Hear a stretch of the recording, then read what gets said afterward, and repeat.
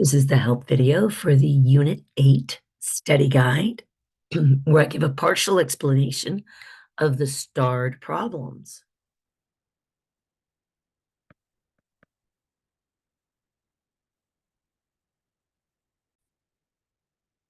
So taking a look at number 3, it says that we're going to graph y equals negative 5 over 2x plus 3. And this is a negative line, which means it's going to go down from left to right. So y equals mx plus b, we're at 1, 2, and 3. That's your intercept, 0, 3. And we're going to go up 5. 1, 2, 3, 4, 5, and left 2. Or down 5, right 2. And that is your given line.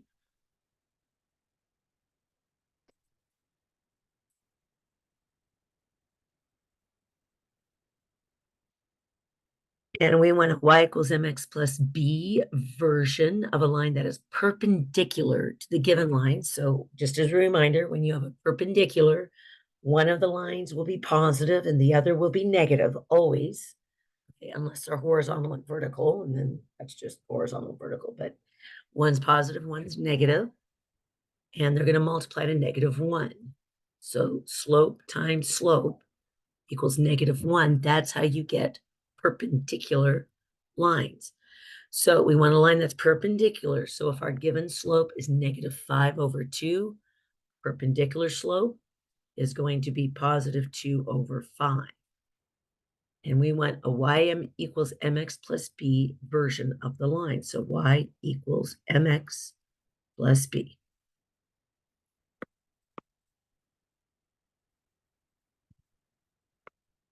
So we put the slope that we want, which is 2/5 right there.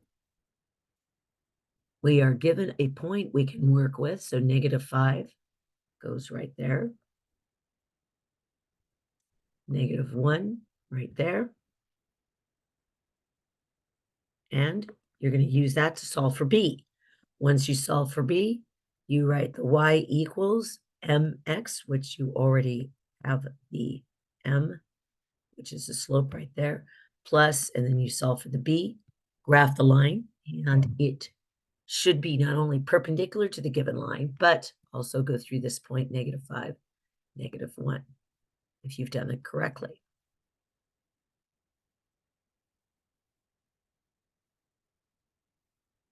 Taking a look here at number 7, a couple things you want to watch out for is when you have a diameter, trace, stretch, sweep, 180. Trace, stretch, sweep, 180. Anything that's on, so this is an on angle going this way. Let me color code it for you. That's an on angle going that way. This is another on angle going this way. You have another on angle. This is on going this way. Yet another on angle going this way. All of those, what are called on angle, they're either inscribed or tan chords, and all of them have the same equation. Angle equals arc over 2. This is for any angle that is on the circle itself. So you're going to start this by 39 is half of this arc. And so that means you double 39, 78, and then work the 180 and go from there.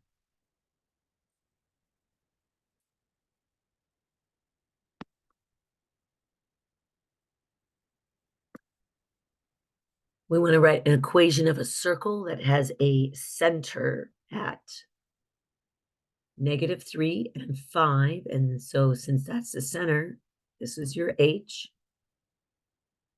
this is your K. And we're given a circumference, 16 pi. Well, you start with what you have. We have the circumference, so I'm simply going to write circumference equation, C equals d pi. So that means 16 pi equals d pi. This will allow you to solve for your diameter, which will allow you to solve for your radius. Then you can write your equation of the line based on this, x minus h, parentheses squared, y minus k, parentheses squared equals the radius, whatever it is, squared. H goes there, k goes there. Then, of course, you graph the line once you solve for the radius at -3, +5. And you want to count out the radius after you solve for it. North, south, east, west, whatever that point is. In the triangle, the length of the base is 3 times longer than the height. So that means this is 3 times as big as something else. Remember, base and height always makes a right angle. Total area of the triangle is 24 inches squared. Find the length of the base and the height. Again, start with what you have. I have a triangle, so I'm going to write down the triangle area equation. So area equals base times height over 2. And you just circle, plug, jug what you got. You have your area. There's your base. There's your height. Use that. Solve for x. Find the lengths as requested.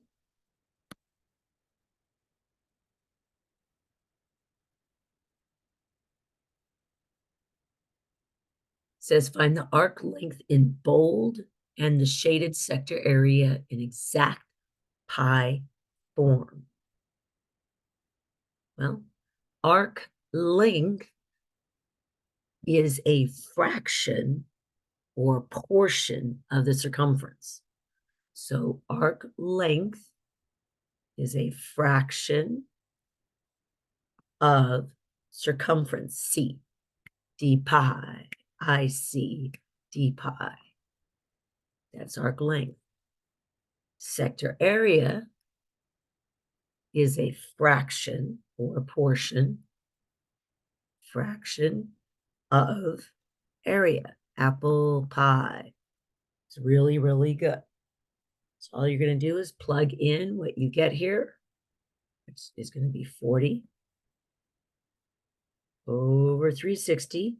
Always physically trace the diameter. Never do that with your eyeballs. Always physically trace. That's going to be 10 pi. Then you just reduce the daylights out of everything and simplify. This one, again, your theta is 40 over 360. I trace my radius. I don't trust my eyeballs to see it. I trust my fingers. And I see that that is going to be 5 times 5 times pi. Again, reduce. You can cancel the zeros, reduce where you can, and where you can't reduce, you leave it as a fraction as far as you can go.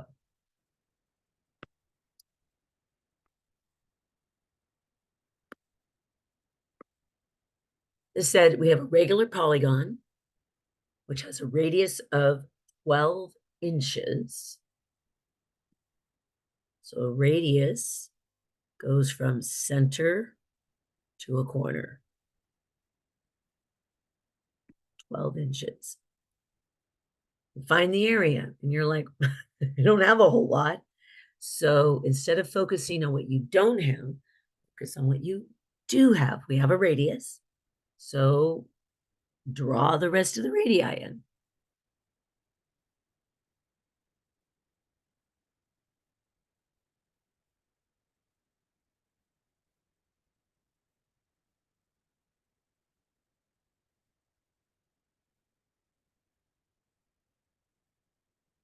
Really? What else do you know? Well, I know they're all equal, so let's count.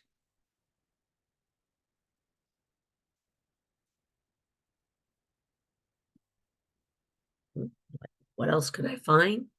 Well, if there are 12 equal pizza slices, I could go like this, and I could find a pizza slice angle.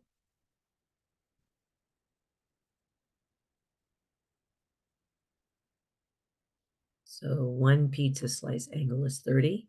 And so find area. It's like, well, I'm not sure what to do, but I could at least write down the equation, which is going to be area equals perimeter times Botham over 2.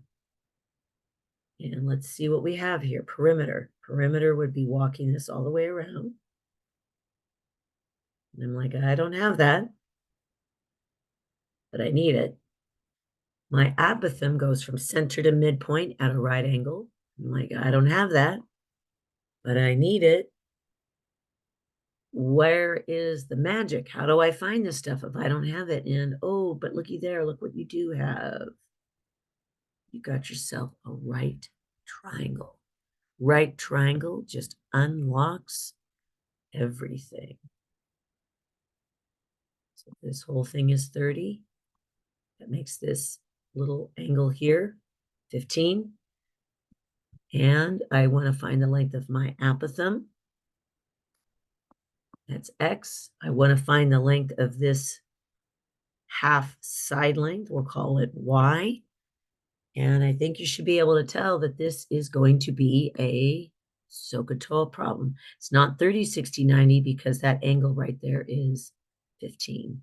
So this is a SOHCAHTOA problem. And you're like, Miss Way, I wouldn't have figured that out myself. Well, you just keep asking yourself the same question. What else do I know about the shape? What can I mark on it? You don't always have to know what you should do. You just keep marking what you know to be true.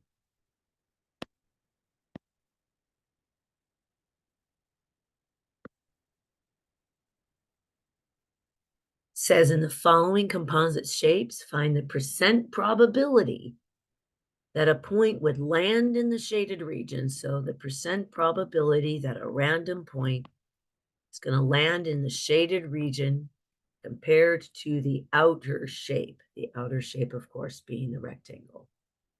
Show your work. You want to follow this order: pictures, equations, numbers. Get in the habit of following 10. Pictures, equations, numbers. If you follow that 3-step process, the likelihood of getting lost on these composite shapes goes way down. You get lazy and you just want to like start tossing numbers around like a salad, um, you'll lose track of where you're going. So let's take a look here. Our composite shape is consisting of a rectangle,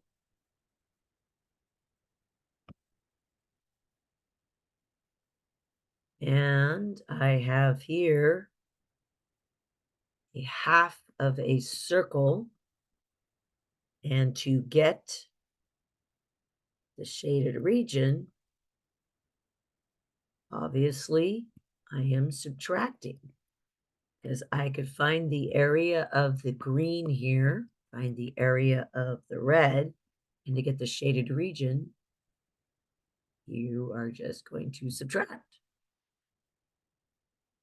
So there is our pictures, equations. This is going to be length times width, area equals length times width. You could say base times height, same thing.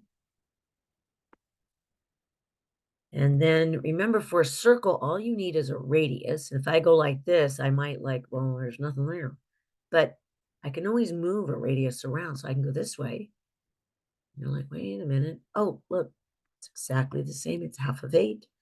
So my radius is going to be, oh, I'm ahead of myself. Equations or the numbers. So the equation, make sure you write this equation. Of course, it's apple pie is really, really good, but careful, it's only half a circle. So you trace your length and width.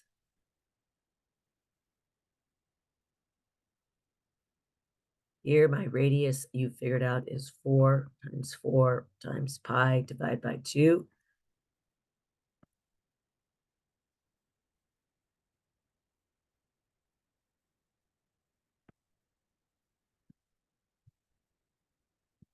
You're going to get these two numbers. You're going to get the circle in decimal form. Subtract. Get your shaded region. After you get the area of your shaded region, you're going to put it over the area of the entire triangle. And to get the percent probability, it is part over whole.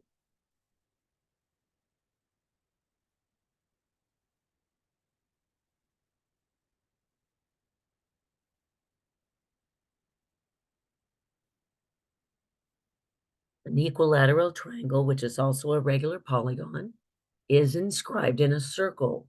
Okay, so I got a circle, and this is an equilateral triangle, all three sides equal. The diameter of the circle is 12 centimeters. Find the area in the exact form. Exact means no decimals. So we're going to follow pen, pictures, equations, numbers. Taking a look here, my outer picture, of course, is a circle.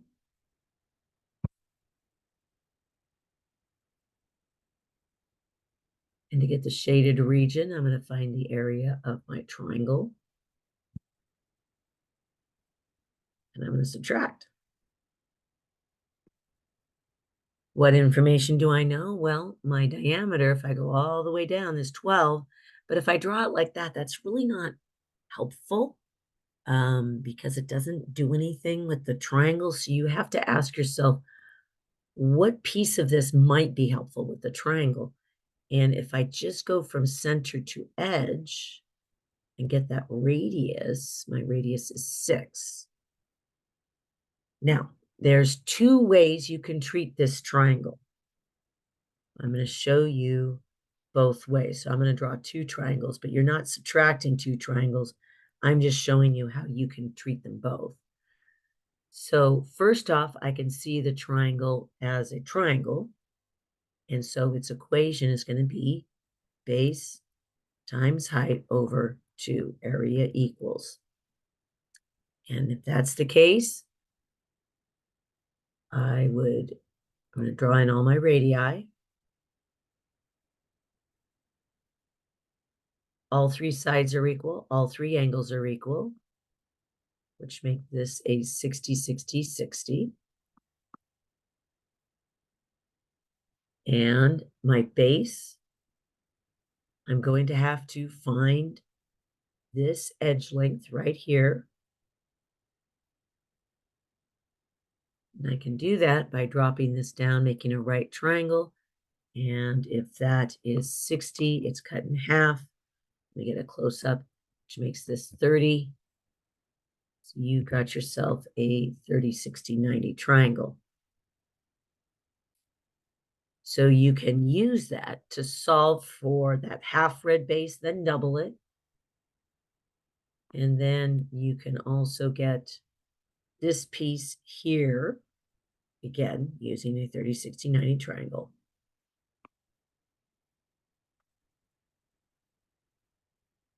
And then you could add it together and find this entire height in brown. So base times height over 2. You're going to use 30, 60, 90. But wait, there's more. Because it is a regular polygon, meaning all the sides are equal, you could also use perimeter times apothem over 2. So your perimeter, again, using the 30, 60, 90, you would walk this all the way around. Find it. That would be your perimeter. Your apothem, you could get just this little piece centered a corner at a right angle, that would be your apothem, over 2. Either of these equations would work. They would get you the same answer. There are going to be radicals in there that have to be simplified. Your radius here, of course, is just 6. You're going to take it from there. Your equation is apple pie is really, really good. You're going to have to find your own numbers, stick them in there, and get your exact shaded form area. 15, you follow shade base equations. Circle plug chug. Shade base equations. Circle plug chug. So you start, if they're prisms, you're going to shade the bases and identify.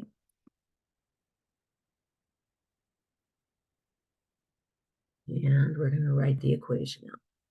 Volume equals base times height. So notice I'm writing the equation. I'm going to circle the base. I'm going to identify what the base is, which is a right triangle.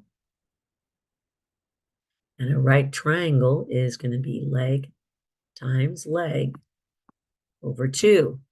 So it's very important when you write the volume equation, you have to identify what the base is and get that equation for the area of the base.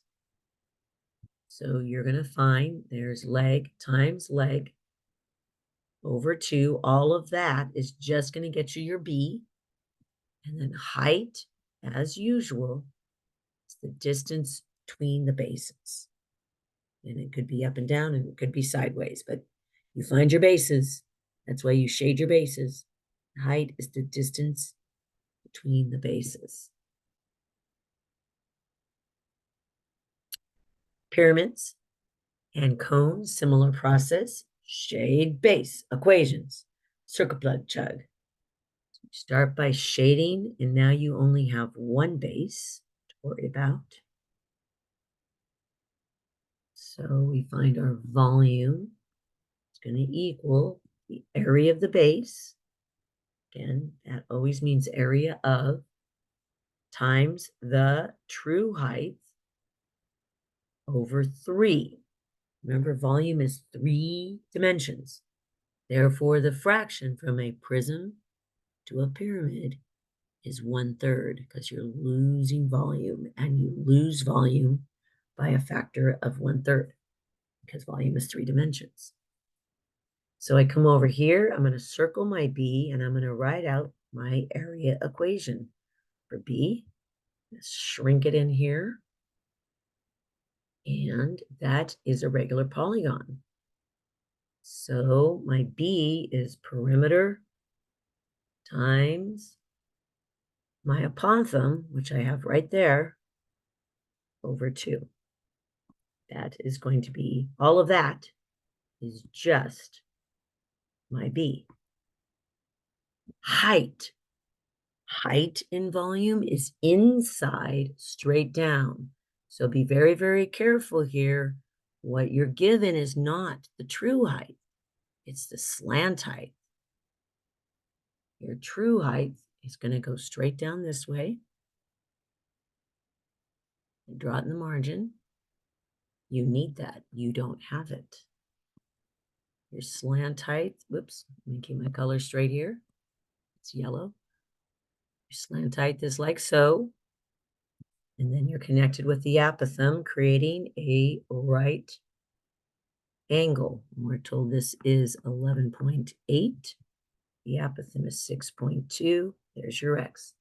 Have 2 sides, need a 3rd side, but that. So you're going to solve for the true height. And that's going to go right there.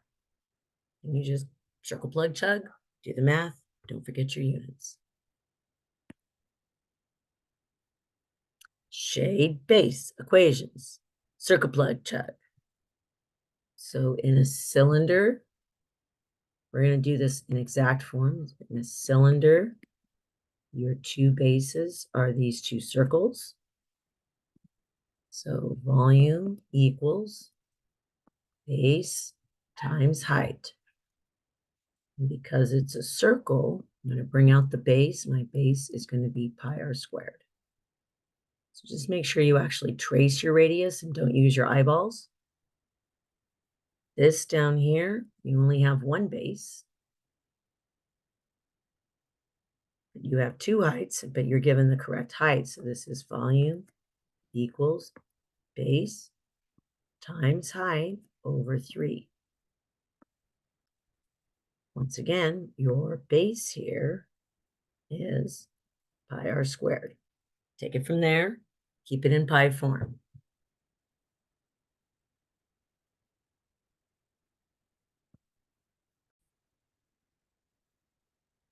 Okay, here we are in nets. And for a net, the first thing you need to identify, what I recommend as a net is you put your hands in front of you and you pretend the net is in your hand as a pattern.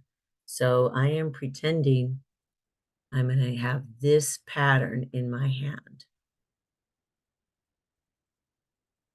So I'm going to pretend I have that pattern in my hand. Go through the motions of folding it back into a solid.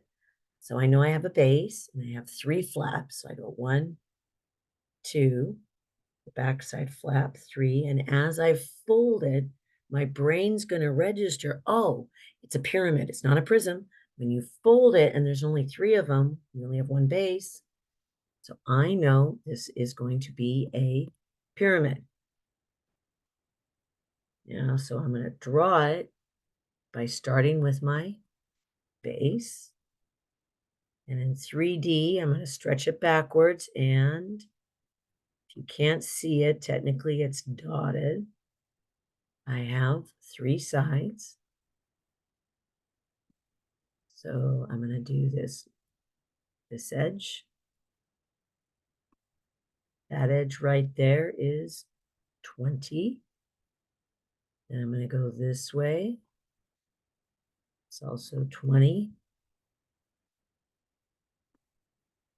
And then my slant height, this is really important, that 18.4 is not the true height. It's sliding down the side of the pyramid. 18.4. This back edge is 12. Oops, I rotated it, so this is 12 here.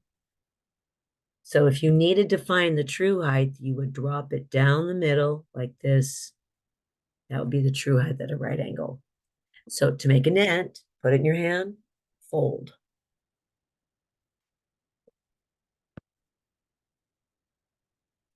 Find the volume of a composite solid. Now there's 2 different ways you could look at this. You can look at it as a singular solid. So the whole thing as a singular solid, right? And in your singular solid, this would be 1 base. This would be the other base, front and back. And your height would be distance, excuse me, I usually make height red. Height would be distance between the bases. So it'd be any one of these edges. So you would simply find the area of this entire shape. Of course, you're going to have to break it down into pieces. So you find the area of that one shape, add it together, and then simply times by the height. So that's one way you can do it. Another way you can do it is see it as 3 distinct solids. And of course, you do this after you put your numbers there. E2F is 8 cm. And H to D, which has that back edge, which is the same as E to A, is 6 cm. And F to B, which is this edge right here, is 10 cm. And then E to H, which is this edge, would be 8.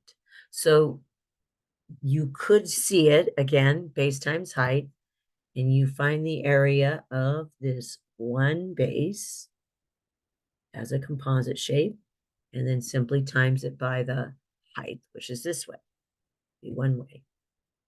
Another way you can see it is as three distinct solids.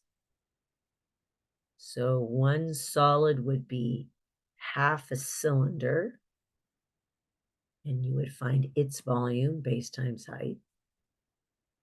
The other solid, if I were to drop this down here, would be a rectangular based prism going this way. You can kind of see it there. And you would find the volume of that solid. And then your third one would be a triangular based prism. And you would find the volume of that solid and then add it up. So it's two ways to do it. Find the scale factor of the similar solids, find the ratio of the surface areas, ratio of the volumes. So I tell you ahead of time they are similar. So you're not testing for similarity. You know they're similar. So you established what the scale factor is. Scale factor is one dimension, edge to edge. So I'm going to go 32 and 12.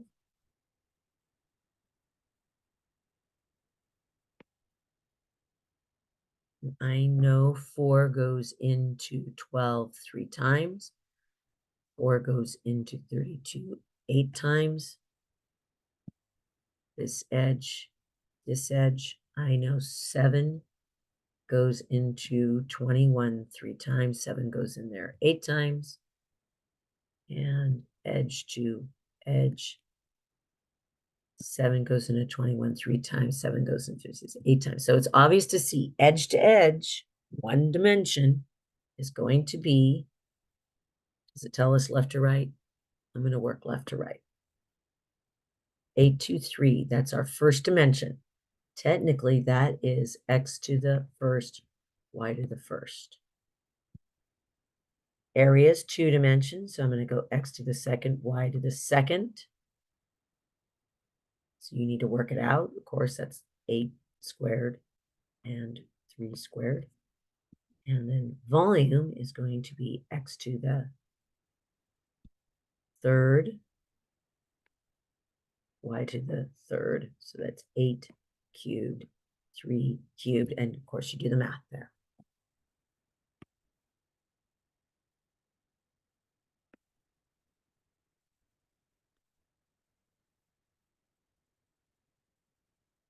So solid number 1 is similar to solid number 2. The surface area of both solids is provided. Find the missing volume.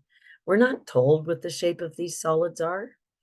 So I'm just going to draw a couple cylinders because they're easy to draw. You could draw cones, you could draw prisms. It doesn't matter.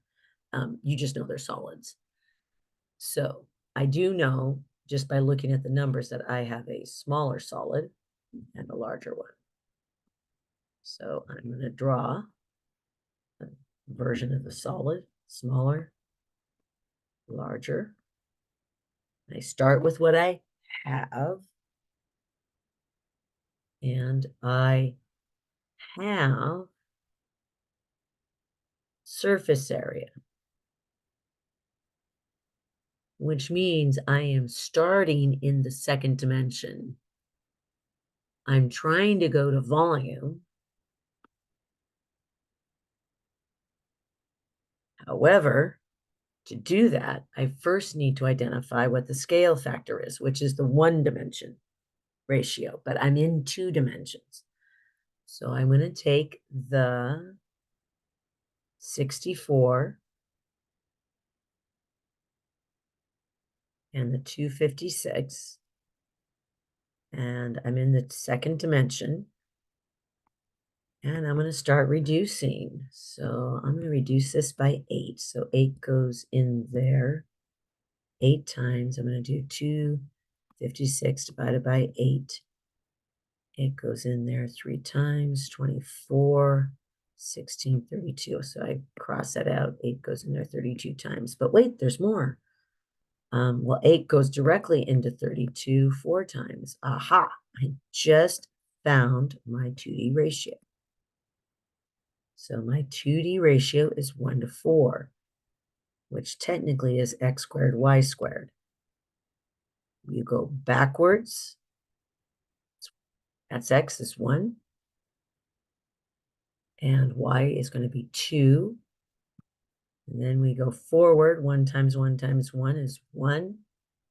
2 times 2 times 2 is 8. And we're going to work with what we have. Volume is 3 dimensions, so the ratio I use for that is this.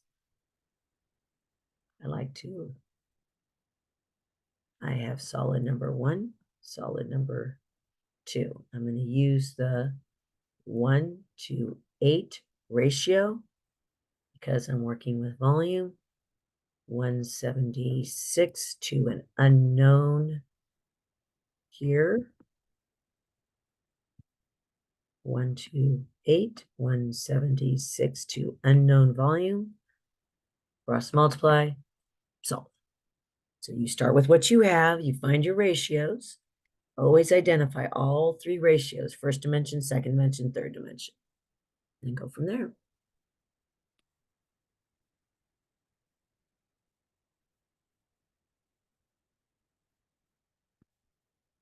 So below is a diagram of an external fuel tank. Consists of a cone. Let me color code this for you. Cone.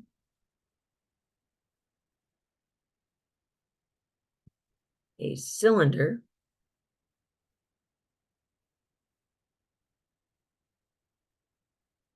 And a half of a sphere.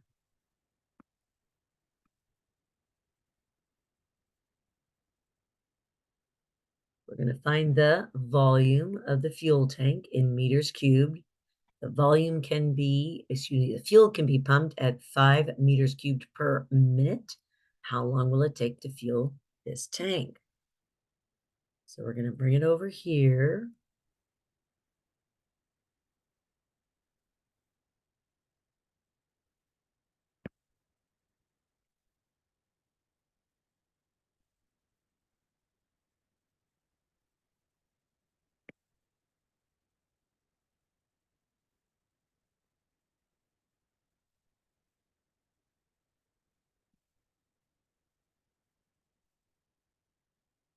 All right, now the idea, again, you're following Penn, pictures, equations, numbers.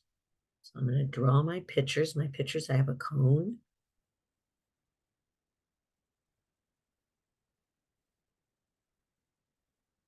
I have a cylinder.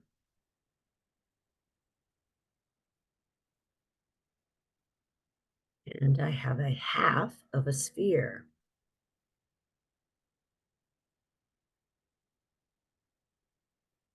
My equation for a cone is going to be volume equals base times height over 3. Keep in mind when it says height, height is this distance straight to the middle. So at some point you're going to have to find that. All right.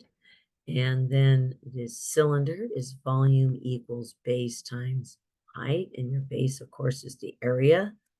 And your height for the cylinder would be from there to there. And the sphere, volume of a sphere is 4 pi r cubed over 3. But how much of a sphere we have? We have half. So we're going to divide by 2 because we're taking it and cutting it in half. Find your appropriate numbers. Keep in mind, both of these bases are the circles here. Trick to this problem, get your fingers on the diagram, rotate stuff, try to figure stuff out using your fingers. If you don't use your fingers, you won't figure this out.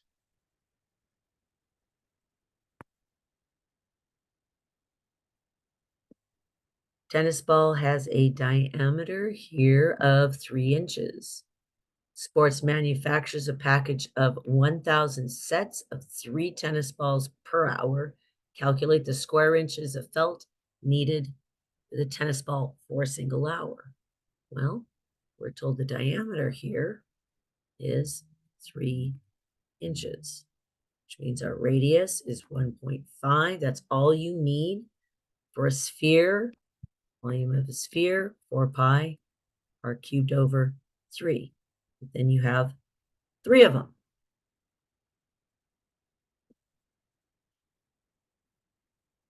But we're not finding volume.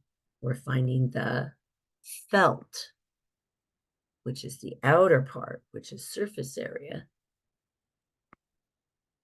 It's 4 pi r squared. We're using that to find the felt of the tennis ball. You have to go through the process of calculating these conversion rates. Remember, when you change at dimensions, you're going to be changing the ratios. Make sure you get that correct.